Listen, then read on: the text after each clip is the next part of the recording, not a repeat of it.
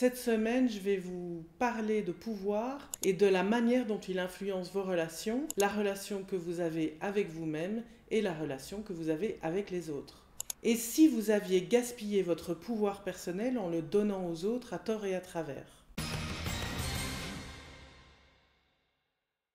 Bienvenue dans les Sagesses de Fanette. Je m'appelle Françoise et sur cette chaîne, je partage du contenu, des conseils, des techniques, des astuces pour vivre en toute sérénité, apprendre à mieux se connaître, gagner en clarté et récupérer son pouvoir personnel.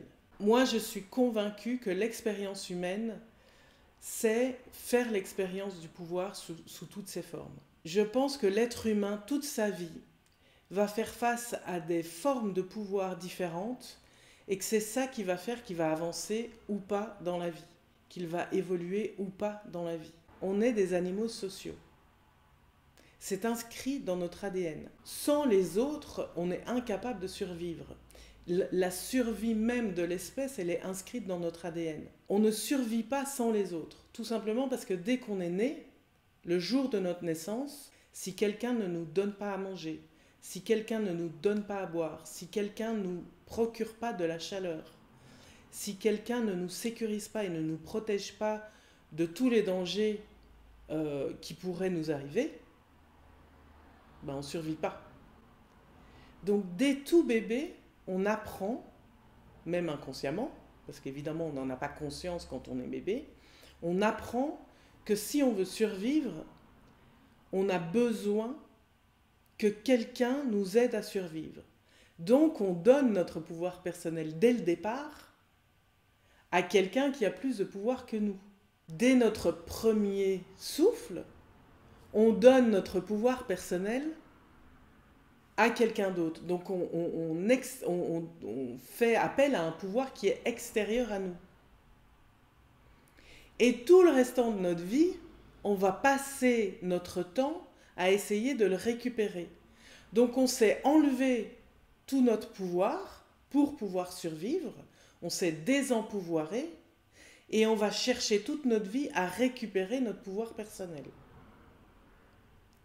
Parce que quand on est bébé par exemple et qu'on gagne en autonomie, on gagne en pouvoir.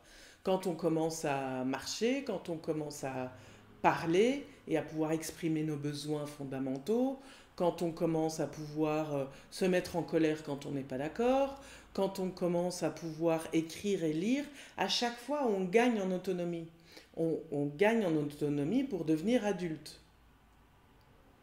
Donc on récupère du pouvoir personnel. Notre survie à nous, au fur et à mesure qu'on grandit et qu'on devient adulte, notre survie ne dépend plus que de nous à un certain moment. Et pourtant, dans nos relations, on continue à gaspiller notre pouvoir, à tort et à travers, à essayer de le voler ou à essayer de le donner. C'est très rare dans notre manière de relationner en tant qu'être humain d'être dans son pouvoir personnel, de se tenir dans son pouvoir personnel, de ne pas chercher soit à prendre du pouvoir aux autres, soit à en donner aux autres. C'est quand même fou.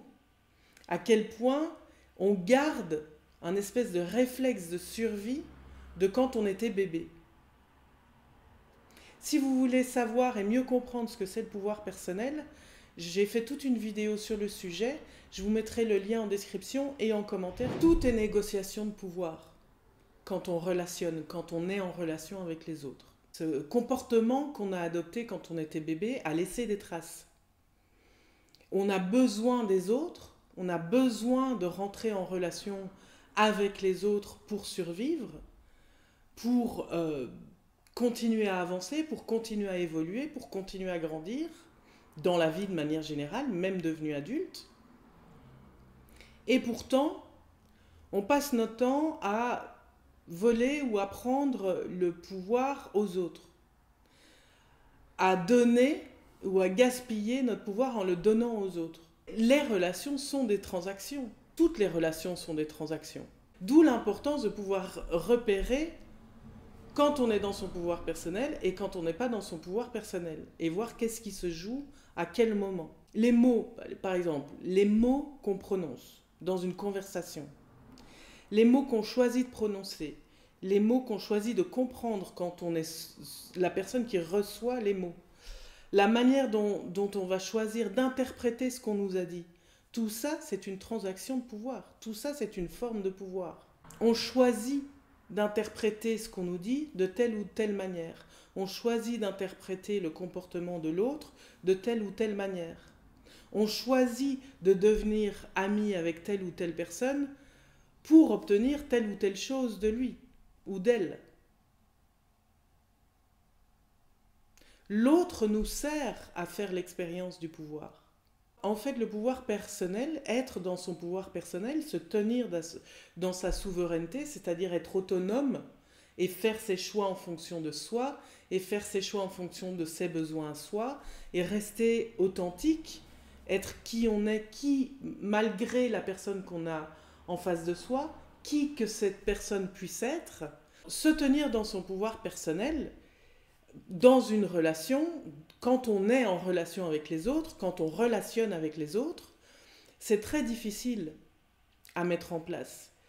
Pour ces raisons-là, parce qu'on a tellement l'habitude d'être dans une transaction de pouvoir qu'on n'a pas du tout l'habitude d'être dans son pouvoir personnel. On n'a pas appris à être dans son pouvoir personnel. On n'a même pas appris qu'on avait du pouvoir personnel et qu'il y avait une position de pouvoir personnel qu'on pouvait aussi choisir, plutôt que soit prendre du pouvoir, soit en donner. Puisqu'on a appris ça depuis qu'on est bébé, c'est très compliqué de prendre conscience de ça, puisque c'est notre habitude, c'est notre zone de confort. Donc prendre conscience de toutes ces transactions de pouvoir dans nos relations, ouais, ça demande de faire un pas en arrière. Ça demande de se remettre en question. Ça demande de faire un travail de conscience. Ça demande, une fois qu'on en a pris conscience, de désapprendre ce qu'on a appris jusque-là pour réapprendre autrement. Les relations, selon moi, c'est le plus grand défi qu'on a tous à expérimenter et à traverser dans nos vies. Tout est transaction de pouvoir. Imaginez, vous êtes invité à un mariage, et ce mariage, c'est un mariage hyper traditionnel, où tout le monde est habillé, les hommes sont en queue de pie et en haute forme, et les femmes sont en tenue de soirée hyper chic. Et vous arrivez en mode paillettes, mais des pieds à la tête. Maquillage compris, fossile, tout le bazar. Vous arrivez en mode disco. Vous faites une déclaration quand vous faites ça. C'est aussi une manière de prendre du pouvoir. C'est aussi une manière d'attirer l'attention et de dire « moi j'existe, moi je suis là je n'ai pas envie de me conformer à vos codes, par exemple. » C'est une manière de prendre du pouvoir. C'est une expérimentation du pouvoir. C'est votre ego qui a besoin d'asseoir son autorité. C'est une manière pour votre ego de dire qu'il existe, de dire qu'il est là. C'est une manière de donner une certaine image de vous à l'extérieur. C'est une manière de rentrer en relation. C'est une manière d'être sûr que vous allez être perçu de la manière dont vous voulez être perçu. Tout est transaction. Tout est transaction de pouvoir. On va prendre la transaction la plus commune, c'est la transaction commerciale. Quand vous allez faire vos courses, vous faites vos courses, vous arrivez à la caisse et vous payez avec votre argent. La transaction, elle est claire, elle est nette. L'argent, c'est du pouvoir.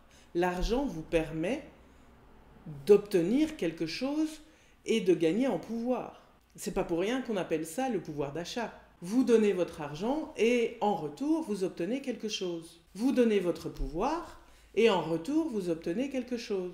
Donc ça, c'est la transaction de pouvoir qui est la plus basique de chez basique. Maintenant, imaginons que vous avez follement envie de vous acheter une voiture de luxe et que vous vous rendez chez un concessionnaire qui vend des voitures de luxe. Vous êtes millionnaire. Il y a fort à parier que le vendeur va être aux petits soins avec vous. Imaginons par contre, vous n'avez pas du tout le même pouvoir d'achat, vous n'êtes pas du tout millionnaire, vous êtes plutôt quelqu'un qui va galérer pour pouvoir s'acheter cette voiture en termes financiers. Le vendeur va pas du tout avoir la même attitude envers vous. C'est une transaction de pouvoir. L'argent est une forme de pouvoir et il vous permet de changer la relation que vous avez au vendeur en fonction du pouvoir d'achat que vous avez. L'argent est une forme de pouvoir, mais le pouvoir, il existe, il y a des milliers de formes de pouvoir. L'apparence aussi, c'est une forme de pouvoir. Si on est beau, si on n'est pas beau, si on est considéré beau ou si on est considéré pas beau par la société dans laquelle on vit, parce qu'en plus la beauté, l'apparence est un concept qui change au fil du temps et avec les époques, mais il y a des études qui ont montré que quand on est considéré beau ou belle par la société, on a plus de chances de trouver un travail. Si ça, c'est pas une forme de pouvoir, maintenant, voyons un peu comment ce pouvoir, quelle forme peut prendre le pouvoir, les transactions de pouvoir dans le couple. Combien de personnes se mettent en couple avec quelqu'un parce qu'ils attendent de l'autre que l'autre vienne combler un sentiment de manque ou vienne combler un sentiment de vide intérieur chez eux. Combien de personnes se mettent en couple parce qu'elles ne savent pas vivre seules. Combien de personnes j'ai entendues dans ma vie qui, une fois célibataires, étaient en panique absolue. Parce que dans une incapacité de faire face à elles-mêmes. Donc d'être dans leur pouvoir personnel. Combien de gens attendent de l'autre qui vienne les sauver de leurs blessures, de leur traumatisme d'enfance, qui viennent combler quelque chose à l'intérieur d'eux. Moi, à chaque fois, ça m'hallucine, moi, les gens comme ça. Et pourtant, je comprends parce que j'ai été très très fort dans cette situation-là. Il y a encore pas si longtemps que ça, d'ailleurs. Donc, je ne vous jette pas la pierre, mais c'est incroyable. Ça reste incroyable pour moi de témoigner de à quel point on est dépendants et codépendants les uns des autres dans le couple. Quand ils présentent leur partenaire et qu'ils disent ma moitié, je vous présente ma moitié. Comment ça? Mais non. Vous n'êtes la moitié de personne. Personne n'est la moitié de soi-même. Donc ça voudrait dire quoi? Ça voudrait dire que pour être quelqu'un à part entière, pour être quelqu'un de complet, de complète, on a besoin de l'autre. On a besoin que l'autre déjà soit une moitié déjà et qui vienne compléter notre propre moitié. Mais enfin, nous ne sommes pas, personne n'est une moitié. Nous sommes tous des êtres complets, des êtres entiers. Dire de l'autre, tu es ma moitié, mais enfin, c'est une manière de se dévaloriser soi qui est extraordinaire. C'est le contraire de l'autonomie. C'est le contraire du pouvoir personnel. Autre type de transaction, mais dans la famille, cette fois la famille au sens large. Forcément, quand on est petit, on a parlé de quand on était bébé, mais même quand on est petit, qu'on grandit et qu'on vit sous le toit de nos parents ou des personnes qui sont en charge de nous, qui sont responsables de notre éducation, bah c'est eux qui décident. Et c'est eux qui dominent, et c'est les enfants qui se soumettent. On n'a pas le pouvoir de décision quand on est enfant. On est, d'une manière ou d'une autre, obligé de se plier à la décision des adultes. Et quand on est enfant, on apprend par mimétisme.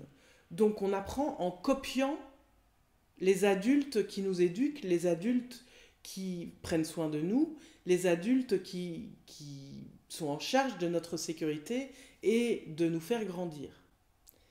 Donc on copie. Donc De toute façon, quand on est enfant, on observe les adultes et on finit par copier ce que eux font, ce que eux disent, ce que eux pensent, comment ils expriment leurs émotions, comment ils n'expriment pas leurs émotions, comment ils ont une conversation, comment ils font pour régler les conflits, comment ils font pour ne pas régler les conflits. Donc on va apprendre en copiant le mindset des adultes qui sont en charge de nous. Donc de nouveau, on n'est pas dans notre pouvoir personnel parce que peut-être que nous, naturellement, on a besoin de faire complètement différemment. Devenir adulte, c'est exactement ça. C'est désapprendre ce qu'on a appris de nos parents, ce qu'on a appris des adultes qui nous ont entourés pendant notre enfance et notre adolescence, pour faire le point et se dire « Ah, mais ça, je vais garder. Ça, oui, ça me convient bien. Ce qu'ils m'ont appris, ce qu'ils m'ont montré, ce que j'ai observé, à ce niveau-là, je garde.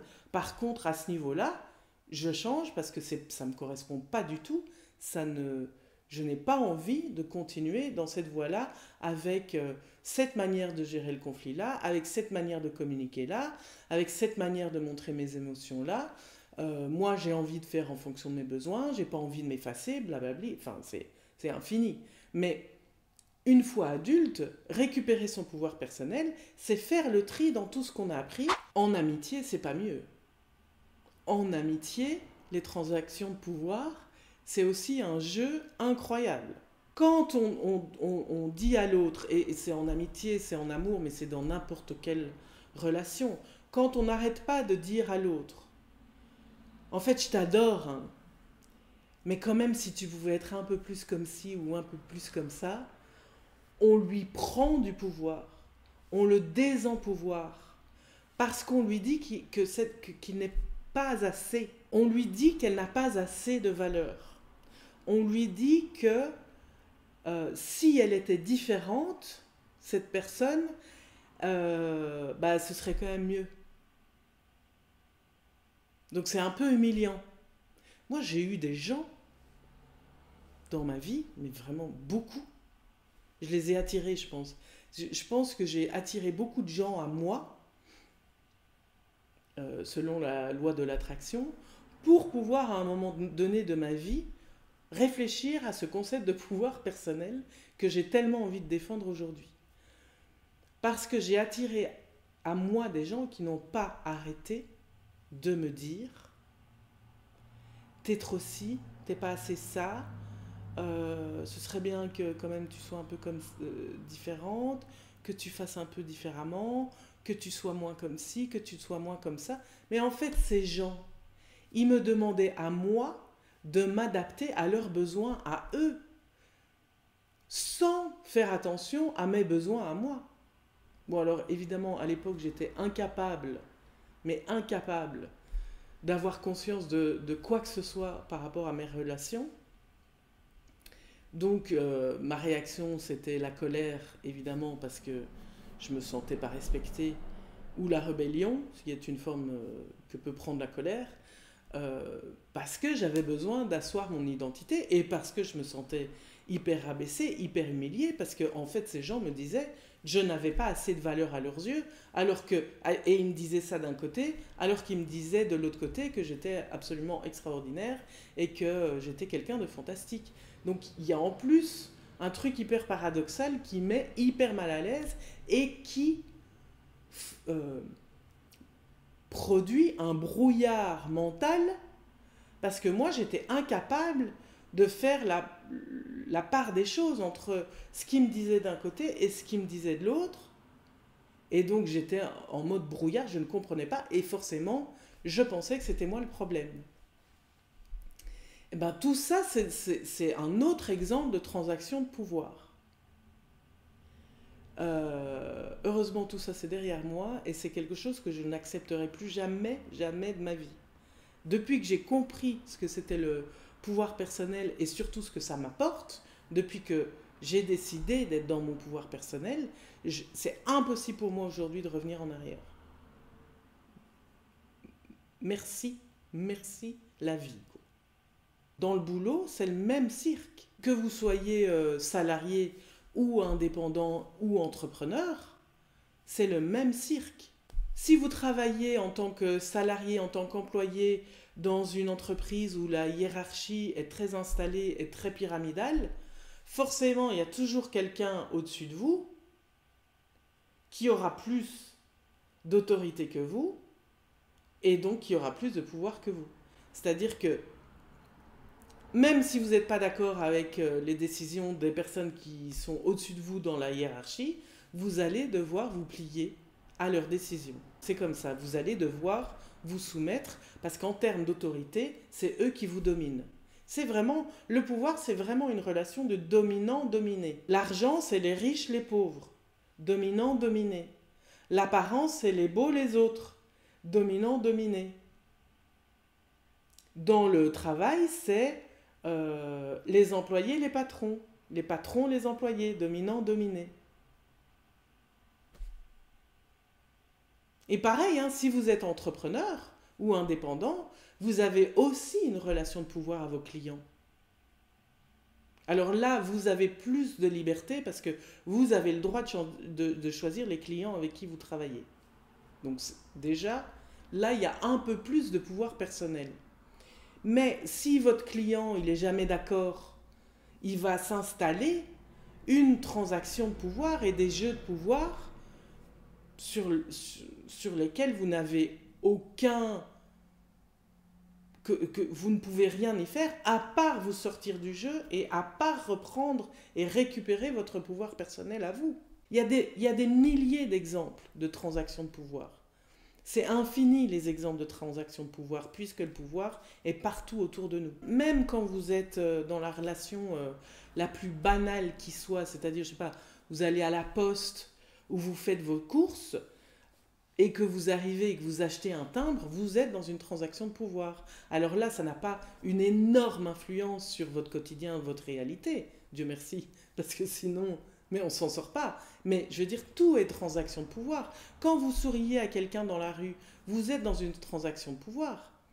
Peut-être que cette personne, elle s'est levée ce matin complètement dépressive et que vous, en lui souriant et en la regardant droit dans les yeux et en lui offrant un sourire, vous lui avez redonné du pouvoir personnel. Réussir à comprendre à quel point le pouvoir est partout autour de nous, réussir à prendre de la hauteur par rapport à toutes ces transactions de pouvoir et par rapport à tous ces jeux de pouvoir auxquels on participe au quotidien, réussir à sortir de l'ego pour se rendre compte de tout ça, c'est franchement le plus grand défi relationnel qui soit. Ça peut vraiment nous permettre d'adopter des points de vue différents, de pivoter par rapport à comment on fonctionne, à comment on relationne.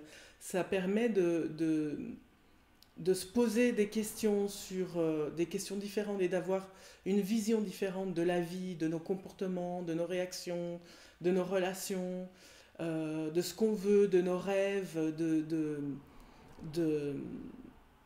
ça permet vraiment d'adopter un mindset global différent et d'appréhender la vie d'une manière différente et plus libre. En tout cas, de voir la vie avec un peu plus de clarté, de se voir soi avec un peu plus de clarté et de sortir d'un brouillard mental qui nous pousse à agir et à prendre des décisions robotiques. C'est-à-dire on est dans des vies automatiques quand on ne se rend pas compte de tout ça et quand on n'a pas gagné en clarté sur tous ces jeux de pouvoir qui prennent en otage en fait nos relations et qui nous empêchent d'être nous-mêmes, qui nous empêchent d'être authentiques, qui nous empêchent d'être la vraie version de nous.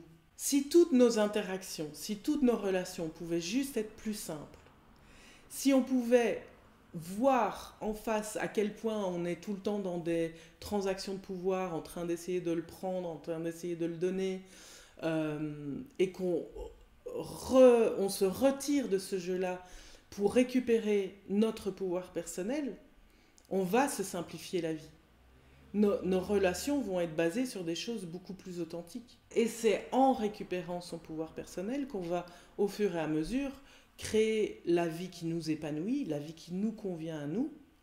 Et du coup, on va au fur et à mesure s'entourer de plus en plus de gens qui sont dans cette énergie-là. Peut-être même qu'en comprenant ce que c'est le pouvoir sous toutes ses formes et le pouvoir personnel et récupérer son pouvoir personnel, on pourra mieux comprendre d'où viennent nos blessures, d'où viennent nos traumatismes, d'où viennent nos émotions, comment ça se fait qu'on a peur, comment ça se fait qu'on se met en colère, comment ça se fait qu'on a autant de croyances limitantes, comment ça se fait qu'on s'auto-sabote. On va pouvoir comprendre où sont nos forces, où sont nos faiblesses, qu'est-ce qui nous rend vulnérables, qu'est-ce qui nous donne du courage. Parce qu'il en faut du courage pour récupérer son pouvoir personnel, pour sortir d'un système qu'on connaît depuis qu'on est bébé. Il en faut du courage. Il faut du courage et de la résilience. Et il faut accepter qu'on est vulnérable face à ça, qu'on prend des risques. Devenir responsable de notre réalité, c'est reprendre notre pouvoir personnel. C'est un travail qu'il est important de faire et c'est un travail de conscience avant tout. C'est prendre conscience de comment on fonctionne, de pourquoi on fonctionne comme on fonctionne, de quelle influence ça a, de quelle influence notre fonctionnement a sur toutes les sphères de notre vie et sortir du brouillard mental pour gagner en clarté. C'est comme ça qu'on commence à vivre pleinement, à vivre vraiment pour soi, pas pour les autres, pour soi. Si vous aimez ce genre de contenu, je vous invite à vous inscrire à ma newsletter Les Sagesses. Toutes les semaines, j'envoie ce genre de contenu, j'envoie des conseils, j'envoie des invitations à l'introspection, j'envoie des questions à se poser pour gagner en clarté et sortir du brouillard mental. Et j'envoie des exercices à mettre en pratique au jour le jour pour intégrer tout ça dans votre pratique quotidienne. Et au fur et à mesure, devenir responsable de la vie que vous avez envie de vous créer pour vous. Voilà, il n'y a plus qu'à. À très bientôt. D'ici là, prenez soin de vous.